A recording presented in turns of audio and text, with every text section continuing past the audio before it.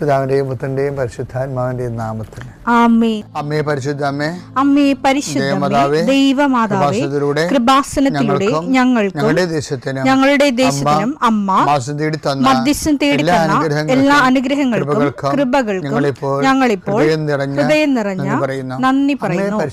അമ്മേ പരിശുദ്ധമേ, ദൈവമാതാവേ, 2004 ഡിസംബർ 7 ഉച്ചകഴിഞ്ഞ് 2:30 കൃപാസനത്തിൽ സംഭവിച്ച അമ്മയുടെ പ്രത്യക്ഷപ്പെടലിനെ കുറിച്ച് തിരുസഭയ്ക്ക് സമർപ്പിച്ചിരിക്കുന്ന പഠനരേഖകളുടെ മേൽ സഭാത്മകമായ പഠനം ആരംഭിക്കുവാൻ ഞങ്ങൾ പ്രാർത്ഥിക്കുന്നു.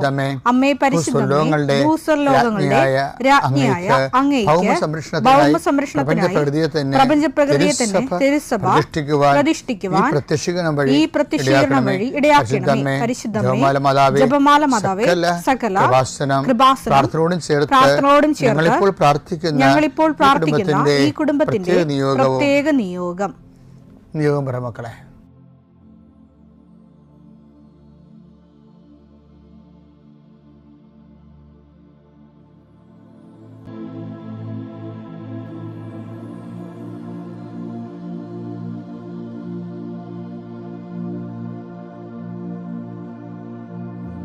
അമ്മയുടെ പ്രത്യക്ഷീകരണത്തിന്റെ ഈ അനുഗ്രഹവേളയിൽ ഞങ്ങൾക്ക് സാധിച്ചു തരുവാൻ കനിയണമേ. ആമേൻ. വിശ്വാസ പ്രമാണം. സർവശക്തനായ പിതാവും ആകാശത്തിന്റെയും ഭൂമിയുടെയും സൃഷ്ടാവുമായ ദൈവത്തിൽ ഞാൻ വിശ്വസിക്കുന്നു. അവിടുത്തെ ഏകപുത്രനും ഞങ്ങളുടെ കർത്താവുമായ ഈശോമിശിഹായിലും ഞാൻ വിശ്വസിക്കുന്നു. ഈ പുത്രൻ പരിശുദ്ധാത്മാവിനാൽ ഗർഭസ്ഥനായി കന്യകാമറിയത്തിൽ നിന്ന് പിറന്ന് പൊന്തിയോസ് പീലാത്തോസിന്റെ കാലത്ത് പീഡകൾ സഹിച്ച് കുരിശിൽ തറയ്ക്കപ്പെട്ട് മരിച്ച് അടക്കപ്പെട്ട് പാതാളങ്ങളിൽ ഇറങ്ങി മരിച്ചവരുടെ ഇടയിൽ നിന്ന് 3-ാം നാൾ ഉയർത്ത് സ്വർഗത്തിലേക്ക് എഴുന്നള്ളി സർവശക്തിയുള്ള പിതാവായ ദൈവത്തിന്റെ വലതുഭാഗത്തിരിക്കുന്നു. അവിടെ നിന്ന് ജീവിക്കുന്നവരെയും മരിച്ചവരെയും വിധിക്കുവാൻ വരുമെന്നും ഞാൻ വിശ്വസിക്കുന്നു. പരിശുദ്ധാത്മാവിലും ഞാൻ വിശ്വസിക്കുന്നു. വിശുദ്ധ കത്തോലിക്കാ സഭയിലും പുണ്യവാന്മാരുടെ ഐക്യത്തിലും പാപങ്ങളുടെ മോചനത്തിലും ശരീരത്തിന്റെ ഉയർപ്പിലും നിത്യമായ ജീവിതത്തിലും ഞാൻ വിശ്വസിക്കുന്നു. ആമേൻ. സ്വർഗ്ഗസ്ഥനായ ഞങ്ങളുടെ പിതാവേ, അങ്ങയുടെ നാമം പൂജിതമാകണമേ. അങ്ങയുടെ രാജ്യം വരണമേ. അങ്ങയുടെ തിരുമനസ് സ്വർഗത്തിലെ പോലെ ഭൂമിയിലും ആകണമേ. അന്നു വേണ്ടുന്ന ആഹാരം ഇന്ന് ഞങ്ങൾക്ക് തരണമേ.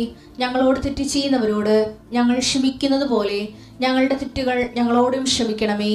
ഞങ്ങളെ പ്രലോഭനത്തിൽ ഉൾപ്പെടുത്തരുതേ, തിന്മയിൽ ഞങ്ങൾ രക്ഷിക്കണമേ. ആമേൻ. നന്മ നിറഞ്ഞ മറിയമേ, സ്വസ്തി. കർത്താവ് അങ്ങയുടെ കൂടെ സ്ത്രീകളിൽ അങ്ങ് അനുഗ്രഹിക്കപ്പെട്ടവളാകുന്നു. അങ്ങയുടെ ഉദരത്തിൻ ഫലമായി ഈശോ അനുഗ്രഹിക്കപ്പെട്ടവനാകുന്നു.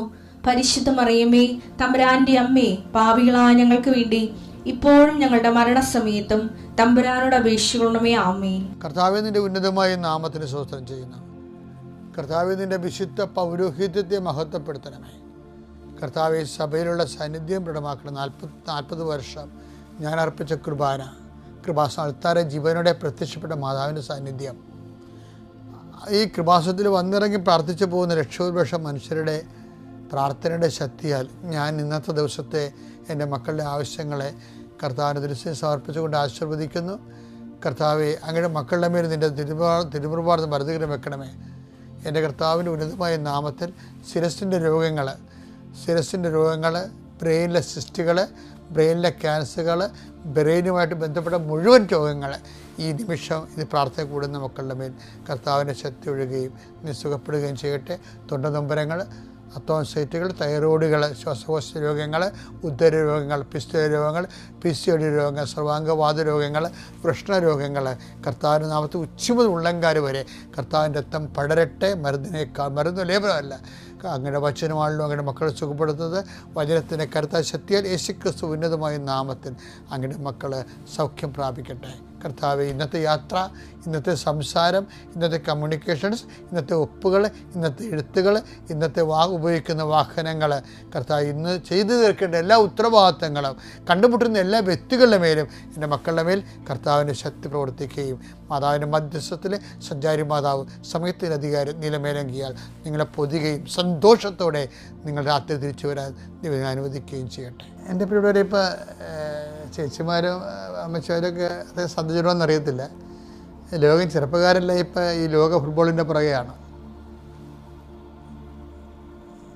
അതായത് എനിക്ക് അതായത് ഈ കഴിഞ്ഞ ദിവസങ്ങളിലൊക്കെ ഫുട്ബോളിലെ പ്രധാനപ്പെട്ട രാക്ഷസന്മാരൊക്കെ പുറത്തായി.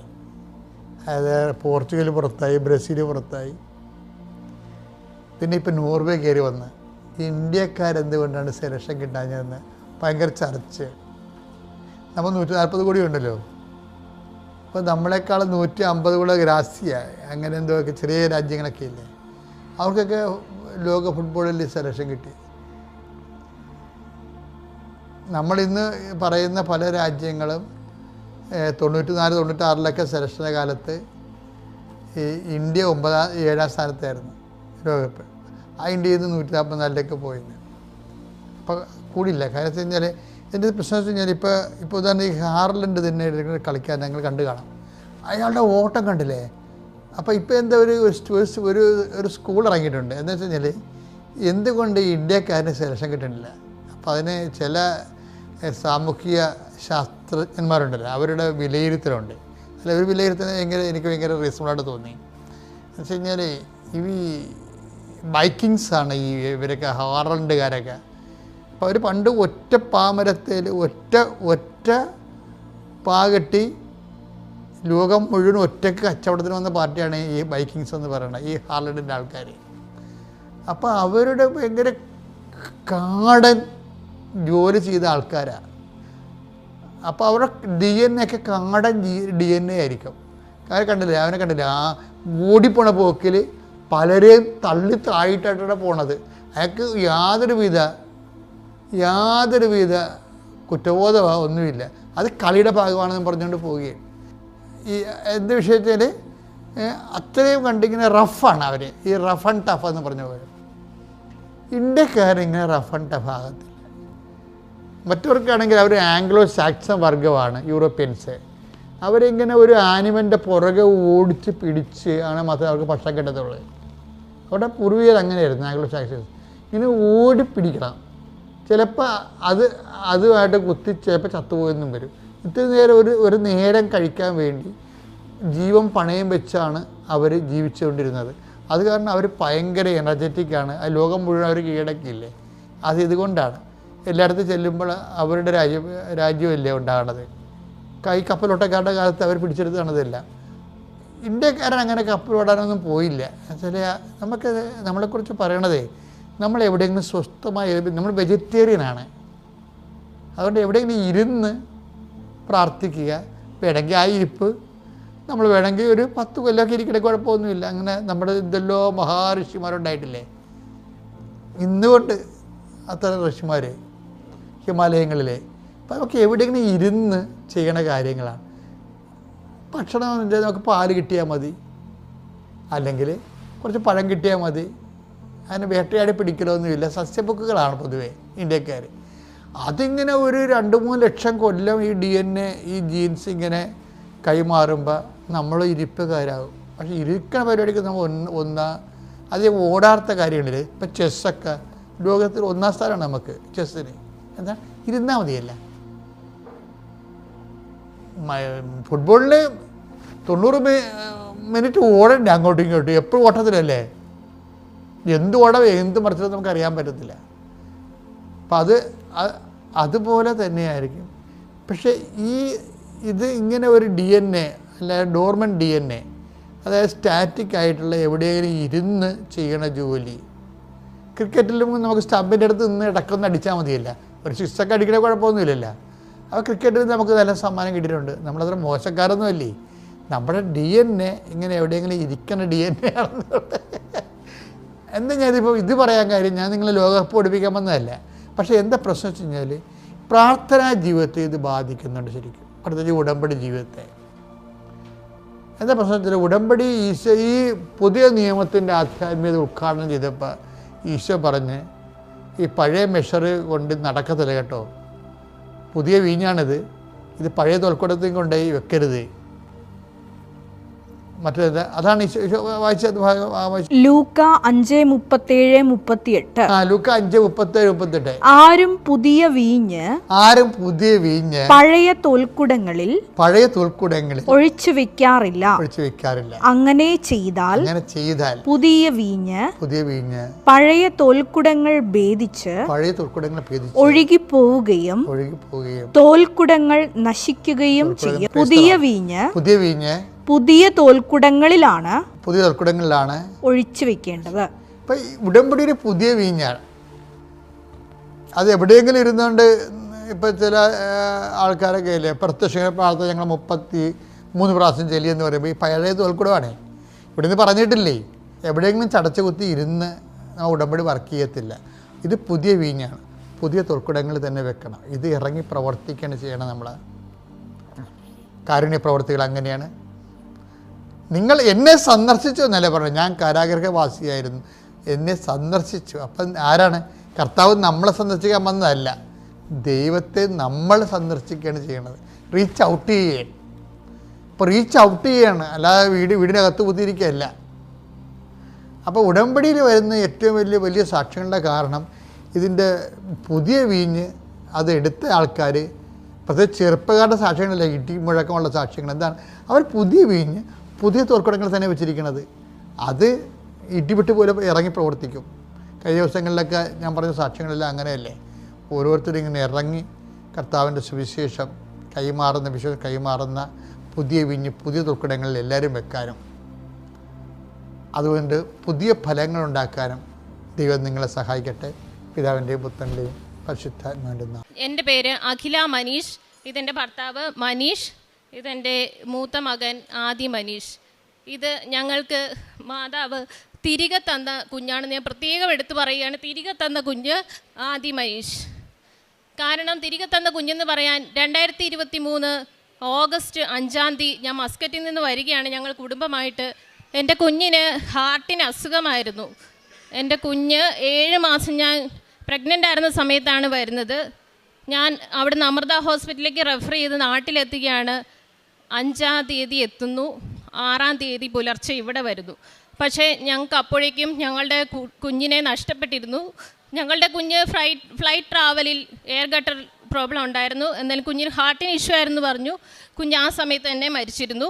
ഞങ്ങൾക്കത് അറിയില്ലായിരുന്നു. ഞങ്ങൾക്ക് 17-ാം തീയതിയാണ് അമൃത ഹോസ്പിറ്റലിൽ ഡേറ്റ് കിട്ടിയിരിക്കുന്നത്. പക്ഷെ ഞങ്ങൾ പിറ്റേ ദിവസം രാവിലെ ഇവിടെ വരുന്നു. അതിന് മുന്നേ ഒന്നും ഞാൻ പ്രത്യേകം പറയുകയാണ്, എനിക്ക് കൃപാസന മാതാവിനെ അറിയില്ല. ഞങ്ങൾ ഹിന്ദുക്കളായിരുന്നു. പക്ഷേ ഈശോയിനെ ചെറുപ്പത്തിൽ തൊട്ടേ ഞങ്ങൾക്ക് വളരെ സ്നേഹമായിരുന്നു. എൻ്റെ സ്വന്തം വീട് പിറവത്താണ്. ഞാൻ പിറവം പള്ളിയിലും ഞങ്ങളുടെ തൊട്ടടുത്തുള്ള അന്തോണിസ് പുണ്യാളിൻ്റെ പള്ളിയിലും മുളക്കുളം പള്ളിയിലും ഒക്കെ ഞങ്ങൾ പോയിരുന്നതാണ്. പക്ഷേ കൃപാസന മാതാവിനെ ഞങ്ങൾ അറിയുന്നത് 2023 ഞാൻ ആ കുഞ്ഞിനെ നഷ്ടപ്പെട്ടതറിയാതെ ഇവിടെ വന്ന് ഞങ്ങൾ ഉടമ്പടി എടുക്കുന്നു. എന്നാലും നമ്മുടെ അന്ന് തൊട്ട് കൂടെ ഒരാളുണ്ടെന്ന്, ഒരു അമ്മ കൂടെ ഉണ്ടെന്ന് മനസ്സിലായി. കാരണം ഞങ്ങൾ തിരിച്ചു പോകുന്ന വഴി ഞങ്ങൾക്ക് ഒരു ആക്സിഡൻറ്റ് പോലെ ഒരു വണ്ടി ഓപ്പോസിറ്റ് വരുന്നു. പക്ഷേ ആ വണ്ടി ഇടിക്കേണ്ടതായിരുന്നു, പക്ഷേ ഇടിച്ചില്ല, അത് തെന്നി മാറിപ്പോയി. അപ്പോഴേ ഞാനും എൻ്റെ സുഹൃത്തുണ്ടായിരുന്നു വണ്ടിയിൽ. ഞങ്ങൾ പറഞ്ഞു മാതാവ് നമ്മുടെ കൂടെ, സഞ്ചാരി മാതാവ് നമ്മുടെ കൂടെ വന്നിട്ടുണ്ടെന്ന് തന്നെ പറഞ്ഞു. പിന്നെ ഞങ്ങൾ വീട്ടിൽ ചെല്ലുന്നു.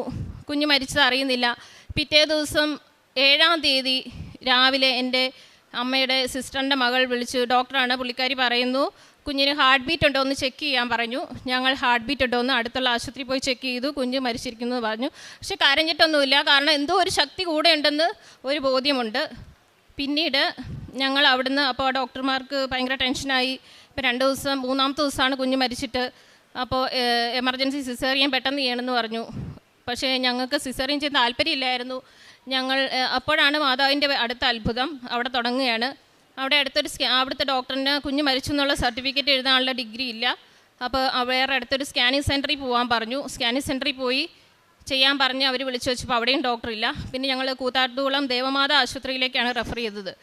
ആ ദേവമാതാ എന്ന പേര് തന്നെ മാതാവുണ്ട്. അപ്പം ഞങ്ങൾ അവിടെ ചെന്നു സർട്ടിഫിക്കറ്റ് വാങ്ങി. പക്ഷേ ഞങ്ങൾക്ക് അവിടെ ആ ടൈമിൽ ഡോക്ടറില്ല. പക്ഷെ മനസ്സിൽ തോന്നുവാണ് അവിടുത്തെ ഡോക്ടറോടൊന്ന് ചോദിക്കാൻ നമുക്ക് നോർമലായിട്ട് ഡെലിവറി ചെയ്യാൻ പറ്റുമെന്ന്. കാരണം എൻ്റെ ആദ്യത്തെ മോൻ അന്ന് 6 വർഷമായിരുന്നു. അന്ന് അവനെ സിസേറിയൻ ചെയ്താണ് എടുത്തിരിക്കുന്നത്. സാധാരണ സിസേറിയൻ ചെയ്താൽ പിന്നീടും സിസേറിയനാണ് അവർ ചെയ്യുക. പക്ഷേ എനിക്ക് ആ ഡോക്ടർ പറഞ്ഞു എന്തെങ്കിലും കോംപ്ലിക്കേഷൻ ഉണ്ടാവുകയാണെങ്കിൽ കോട്ടയം മെഡിക്കൽ കോളേജിലേക്ക് ഷിഫ്റ്റ് ചെയ്യും, നമുക്ക് എന്തായാലും ഇന്ന് നോക്കാൻ പറ്റത്തില്ല, ഇന്നിനിപ്പോൾ രാത്രി ആവാറായി, നാളെ രാവിലെ നോക്കാം. അതായത് 4-ാമത്തെ ദിവസം നമുക്ക് ചെയ്യാമെന്ന് പറഞ്ഞു. 4-ാമത്തെ ദിവസം ഞങ്ങൾ അഡ്മിറ്റ് ആവുകയാണ്. ലാസറിനെ ഉയർപ്പിച്ച കർത്താവ് എൻ്റെ കുഞ്ഞിനെ 2 വർഷത്തിന് ശേഷം എനിക്ക് ഉയർപ്പിച്ച് തന്നിരിക്കുന്നു. കാരണം അന്ന് എൻ്റെ കയ്യിൽ നിന്ന് നഷ്ടപ്പെട്ട കുഞ്ഞൊരു ആൺകുട്ടിയായിരുന്നു. എനിക്കിപ്പോൾ കിട്ടിയതും ആൺകുട്ടി തന്നെയാണ്. ഞാൻ ആവശ്യപ്പെട്ടത് സ്ത്രീകൾക്ക് തങ്ങളുടെ മരിച്ചുപോയവരെ പുനരുജ്ജീവനത്തിലെ തിരിച്ചു കിട്ടിയെന്ന വചനം വിശ്വസിച്ച് എഴുതി ഞാൻ പ്രാർത്ഥിച്ചു. എനിക്ക് എൻ്റെ കുഞ്ഞിനെ തിരിച്ചു തന്നു. അവന് ഞങ്ങൾ ഇടാനിരുന്ന പേര് അന്ന് ദേവെന്നാണ്. ഞങ്ങൾ ഹിന്ദുക്കളാണെന്ന് പറഞ്ഞു. ഞങ്ങളുടെ മതപ്രകാരം ഒരു ചടങ്ങും നടത്തിയിട്ടില്ല, ഒരു പേരിടിയിൽ നടത്തിയിട്ടില്ല. ഇന്ന് കുഞ്ഞ് ജനിച്ചിട്ട് 40-ാമത്തെ ദിവസമാണ്. ഞങ്ങളുടെ കുഞ്ഞിൻ്റെ പേര് ഈ മാതാവിൻ്റെ മുമ്പിലാണ് ഏറ്റുപറയുന്നത്. ഞങ്ങളുടെ കുഞ്ഞിൻ്റെ പേര് ദേവ് മനീഷ് എന്നാണ് ഞങ്ങൾ അവന് പേരിട്ടിരിക്കുന്നത്. ഞങ്ങളല്ലാണ്ട് ഒരു പേരിടിയ ചടങ്ങൊന്നും ഇതുവരെ നടത്തിയിട്ടില്ല.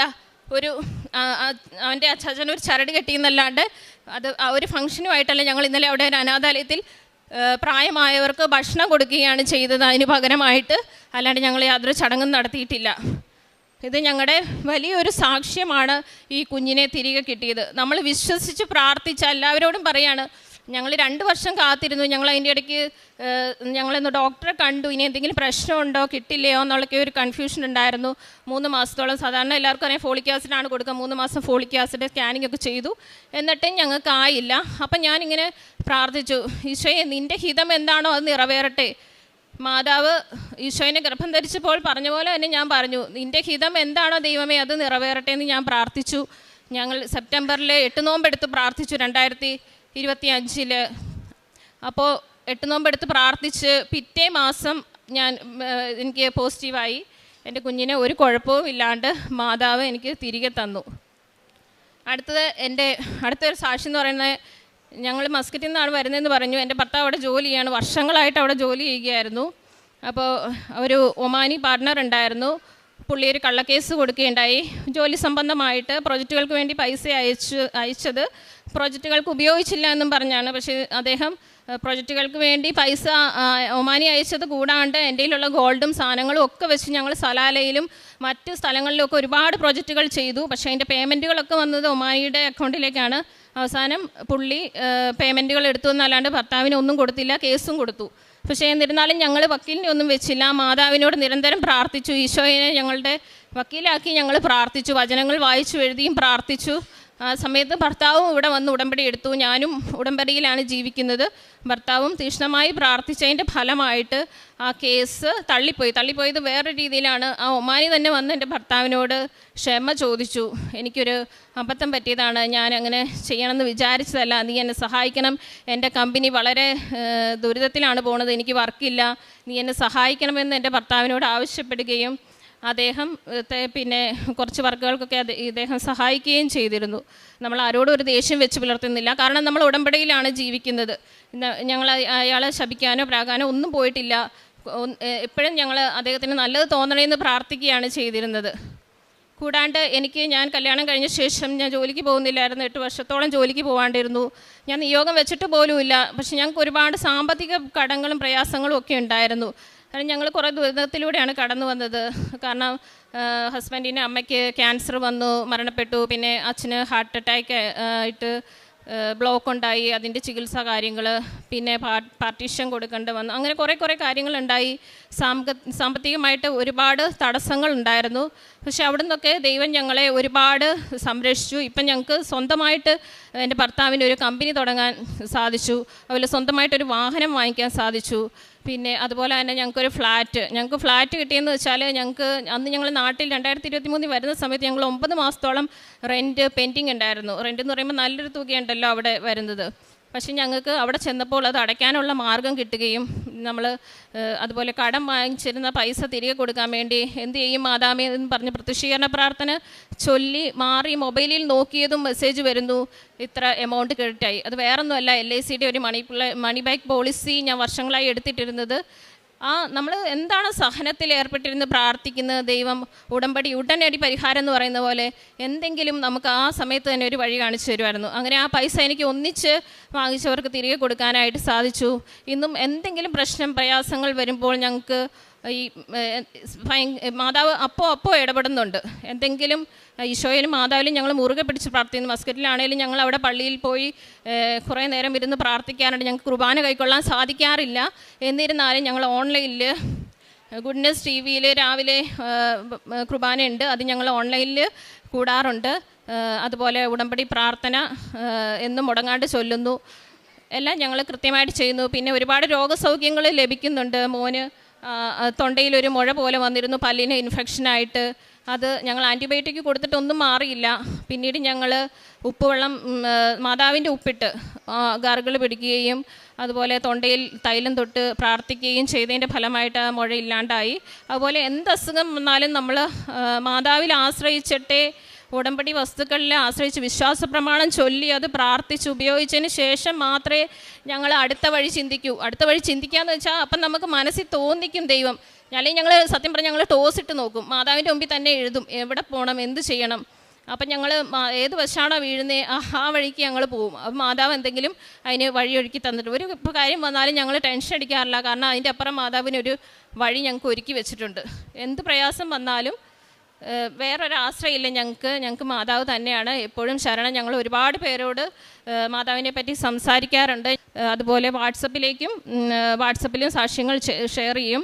ഇപ്പോൾ എൻ്റെ കുടുംബക്കാർക്കാണെങ്കിലും നാട്ടുകാർക്കാണെങ്കിലും സുഹൃത്തുക്കൾക്കാണെങ്കിലും എല്ലാവർക്കും അറിയാം ഞങ്ങൾ ഉടമ്പടിയിൽ ജീവിക്കുന്നവരാണെന്ന്.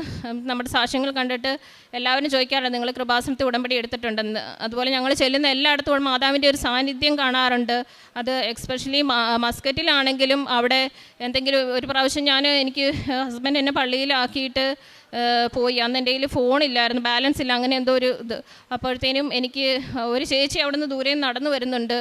അപ്പോൾ കണ്ടപ്പോൾ തോന്നി മലയാളിയാണ്. എന്തായാലും ഫോണൊന്ന് ചോദിക്കാം, ഹസ്ബൻഡിനെ വിളിക്കാമെന്ന് ഓർത്ത് ആ ചേച്ചി ഫോൺ തന്നു. ഫോൺ തുറന്നതും മാതാവിൻ്റെ ഫോട്ടോയാണ് ആ ചേച്ചിയുടെ ഫോണിൻ്റെ ഇതിൽ വെച്ചിരിക്കുന്നത്. അതുപോലെ എവിടെ ചെന്നാലും ഞങ്ങൾക്കൊരു റണ്ണിങ് ഗ്രൂപ്പ് ഉണ്ടായിരുന്നു അവിടെ. അപ്പോൾ അവിടെയും ഞാനൊരു ചേച്ചിയെ പരിചയപ്പെട്ടു. ആ ചേച്ചി ജസ്റ്റ് അവരുടെ ഫോൺ തുറന്നപ്പോഴും മാതാവ്. എന്ത് ഫംഗ്ഷന് ചെന്നാലും ഒരാളെങ്കിലും മാതാവിൻ്റെ അടയാളത്തിൽ കാണാണ്ടിരിക്കില്ല. അത് കാണുമ്പോൾ നമുക്ക് വളരെ ഒരു പോസിറ്റിവിറ്റിയാണ്. അതുപോലെ നമ്മൾ ആഴ്ചയിൽ കാത്തിരിക്കുന്നത്, നേരത്തെയൊക്കെ ഞായറാഴ്ച ആവാനായിരുന്നു, നാട്ടിലായിരുന്നപ്പോൾ ഒരു ഞായറാഴ്ച കിട്ടാം, നാളെ ഞായറാഴ്ചയാണല്ലോ, അതുപോലെയായിരുന്നു.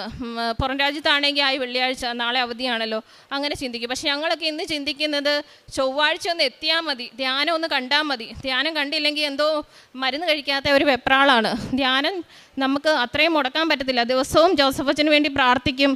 ജോസഫ് അച്ഛൻ്റെ രാവിലത്തെ ഡെയിലി ബ്രെഡിലാണെങ്കിലും ജോസഫ് അച്ഛൻ്റെ സൗണ്ട് ഒന്ന് മാറി, എന്തോ കഫക്കെട്ടുണ്ട് അച്ഛന്, എന്തോ പ്രയാസമുണ്ടെന്ന് കാണുമ്പോൾ തന്നെ ഒരു ടെൻഷനാണ്.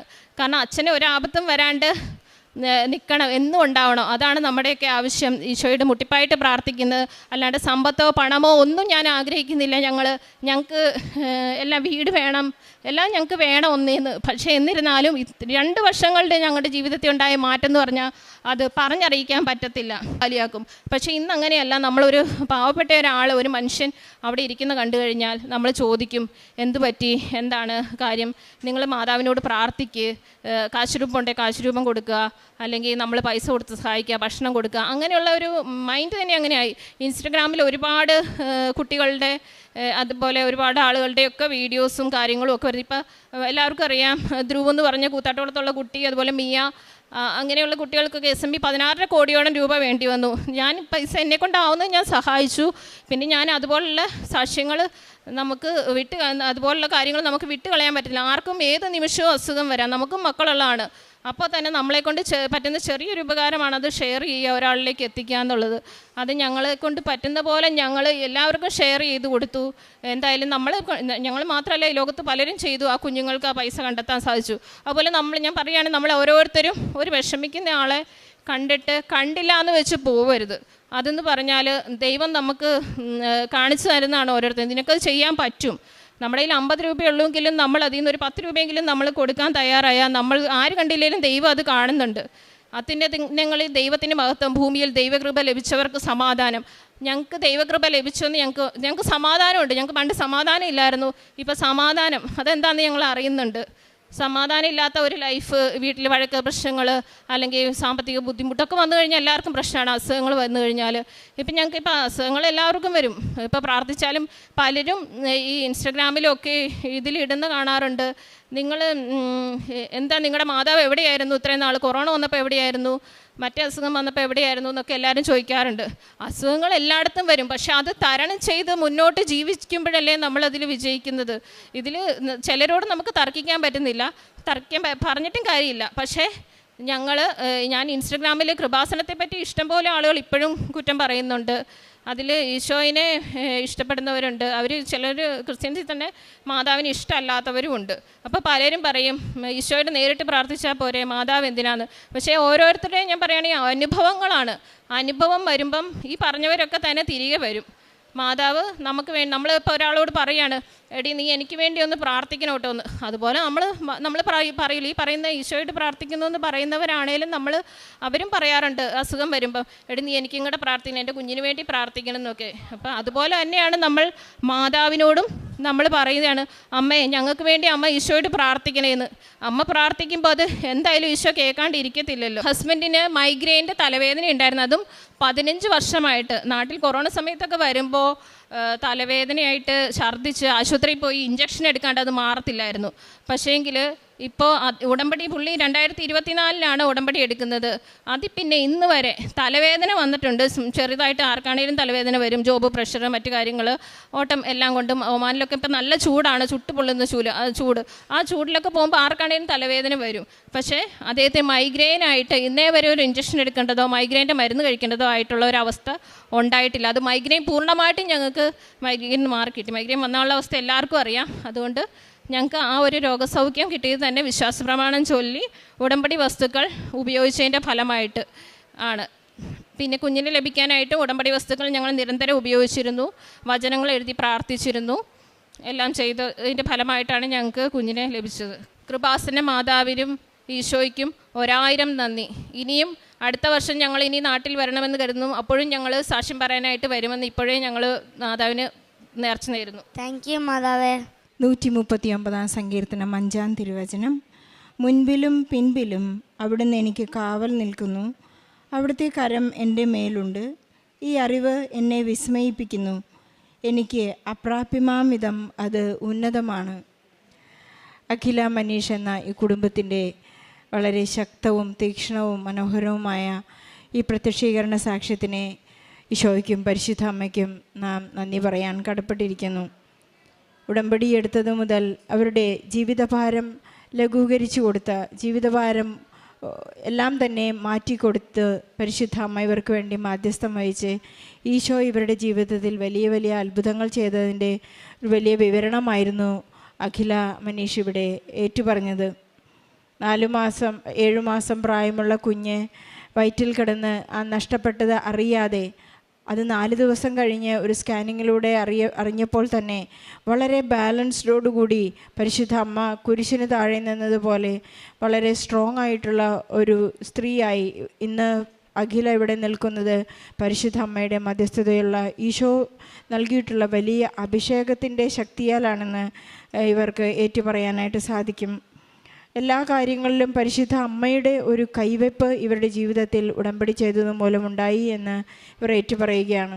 എവിടെ ചെന്നാലും പരിശുദ്ധ അമ്മയുടെ വിശുദ്ധ കാശുരൂപമോ അല്ലെങ്കിൽ അമ്മയുടെ ഛായാചിത്രം അല്ലെങ്കിൽ ഉടമ്പടി ചെയ്തവരുമായിട്ടുള്ള സംഭാഷണം, ഇവിടുത്തെ കൃപാസനം പത്രിക, അങ്ങനെ എപ്പോഴും പരിശുദ്ധ അമ്മയുമായി ഈശോയിലേക്ക് ഒന്നു ചേരാനുള്ള ഒരു വലിയ അഭിഷേകം ഈ കുടുംബത്തിന് ലഭിച്ചിരിക്കുന്നതായി ഇവർ ഏറ്റുപറയുകയാണ്. ഏതെല്ലാം അപകടങ്ങളിൽ അവർ ചെന്നുപെട്ടോ അപ്പോഴെല്ലാം മനീഷിനെ ഒരു കള്ളക്കേസിൽ പെടുത്തിയെങ്കിലും ആ ഒമാനി തന്നെ വന്ന് അവരോട് മാപ്പ് പറയുന്ന ഒരു സ്ഥിതിവിശേഷം ഉണ്ടാവുകയുണ്ടായി. അതിനാണ് ഈശോ നമുക്ക് വേണ്ടി വില കൊടുത്ത് കുരിശിൽ മരിച്ചതിൻ്റെ ഒരു വലിയ വിശേഷവിധിയായി ഇവർ ചെയ്തത്. ആ ക്ഷമ ചോദിച്ച വ്യക്തിയോട് ക്ഷമിക്കുകയും അതുപോലെ തന്നെ അവർക്കായുള്ള മറ്റ് സാമ്പത്തിക സഹായങ്ങൾ ചെയ്തു കൊടുക്കാനുള്ള വലിയ കൃപ അവർക്ക് ലഭിച്ചു എന്ന് ഇവരിവിടെ ഏറ്റുപറയാണ്. ശത്രുക്കളെ സ്നേഹിക്കുക എന്ന വളരെ വിശേഷവിധിയായി ഈശോ ചോദിക്കാൻ പോകുന്ന ചോദ്യം അതാണ്, വിശേഷവിധിയായി നിങ്ങൾ എന്ത് ചെയ്തു? ഇവർ ഓൾറെഡി അത് അവരുടെ ജീവൻ്റെ പുസ്തകത്തിൽ എഴുതി ചേർക്കപ്പെട്ടിട്ടുള്ള ഒരു വലിയ സാക്ഷ്യം നമുക്ക് മനസ്സിലാകാം. അതുപോലെ തന്നെ ഇവർ ഒരുപാട് കാര്യങ്ങൾ സാക്ഷ്യം കൗണ്ടറിൽ ഏറ്റുപറഞ്ഞെങ്കിലും വളരെ ടച്ച് ചെയ്തൊരു കാര്യം ഇതാണ്. ഇവരുടെ വീടിൻ്റെ ചാവി താക്കോൽ അവർക്ക് കിട്ടിയത് ഡിസംബർ 7, 2030 അവർക്ക് ചാവി കിട്ടിയതെന്ന് അഖില പറയാൻ വിട്ടുപോയതാണ്. അവർക്കത് വളരെ ഒരു അഭിഷേക സമയമായിട്ട് തോന്നി. അവർ ചെന്ന് കണ്ട ആ വീട്, അവർ താമസിക്കുന്ന വീട് ഇന്നൊരു ഗ്രേ കളറിലാണ്. എല്ലാം പരിശുദ്ധ അമ്മ തന്നെ നൽകിയ ഒരു കൈവയ്പുള്ള അനുഭവ സാക്ഷ്യത്തിന് നമുക്ക് ഈശോയ്ക്കും നന്ദി പറയാം. അതുപോലെ തന്നെ ഇവരുടെ ജീവിതത്തിലുണ്ടാകുന്ന അസ്വസ്ഥതകളിലെ സൗഖ്യങ്ങൾ, 15 വർഷമായിട്ടുള്ള മനീഷിൻ്റെ മൈഗ്രെയിൻ, കുഞ്ഞിൻ്റെ ശരീരത്തിൽ വന്ന കുരുക്കൾ, അതുപോലെ അഖിലയ്ക്കും അങ്ങനെ ചില കുരുക്കൾ ശരീരത്തിൽ വന്ന എല്ലാം തന്നെ ഉടമ്പടി തൈലത്തിലൂടെ നേർച്ച വസ്തുക്കളിലൂടെയാണ് അവർ വിശ്വാസ പ്രമാണം ചൊല്ലി അക്രൈസ്തവരായ മക്കളാണ്. അതുപോലെ അഖില വളരെ പ്രോംപ്റ്റഡായി ഈശോയെ കളിയാക്കുന്നവരെ, ഈശോയെ കുറ്റം പറയുന്നവരെ, മാതാവ് എവിടെയായിരുന്നു, ഈശോ എവിടെയായിരുന്നു എന്നെല്ലാം നിരീശ്വരത്തിലൂടെ ചോദിക്കുന്നവർക്കെല്ലാം അഖിലയ്ക്ക് തൻ്റെ ജീവിതം തന്നെ സാക്ഷ്യമായിട്ട് പറയാനുള്ള വലിയൊരു അനുഗ്രഹം അവർക്ക് ലഭിച്ചിരിക്കുന്നു. ഒരു ദിവസം ബഹുമാനപ്പെട്ട ജോസഫ് അച്ഛൻ കുർബാന മധ്യേ നമ്മോട് പറയുകയുണ്ടായി, പത്രം കൊടുക്കുമ്പോൾ പത്രം വെറുതെ കൊടുക്കുന്നത് ഒരു പിച്ചള എന്ന ലോഹമാണ്, പറഞ്ഞു കൊടുക്കുന്നത് വെള്ളിയാണ്, സ്വന്തം അനുഭവം വിവരിച്ചു കൊടുക്കുന്നത് സ്വർണ്ണമാണ്. ഇന്ന് അഖിലയ്ക്കും മനീഷിനും ഒരു സ്വർണം കൊടുക്കുന്നത് പോലെ, ഈശോയ്ക്ക് സമ്മാനം കൊടുക്കുന്നത് പോലെയാണ്. ഈശോ ജനിച്ചപ്പോൾ സമ്മാനം കൊടുത്തത് പൂജ്യരാജാക്കൾ കൊടുത്തതുപോലെ വളരെ അമൂല്യമായി അവർ ചെയ്യുന്ന പ്രേക്ഷിത പ്രവർത്തനമാണ് അവർക്ക് ഏറ്റവും വലിയ വിശേഷവിദ്യയായി അവർ ചെയ്തുകൊണ്ടിരിക്കുന്നത്. ഈശോയ്ക്കും പരിശുദ്ധ അമ്മയ്ക്കും ഇവരുടെ സാക്ഷ്യത്തിന് വേണ്ടി നന്ദി പറയുന്നതോടൊപ്പം സമാനമായ ജീവിത പ്രതിസന്ധികളിലൂടെ പ്രവാസികളായി കഴിയുന്ന മക്കളുടെ എല്ലാ ജീവിത നിയോഗങ്ങളെയും ഈ സാക്ഷ്യത്തോട് ചേർത്ത് വെച്ച് ഈശോയ്ക്കും പരിശുദ്ധ അമ്മയ്ക്കും നല്ലൊരു കയ്യടി നൽകി സാക്ഷ്യം നമുക്ക് സമർപ്പിക്കാം.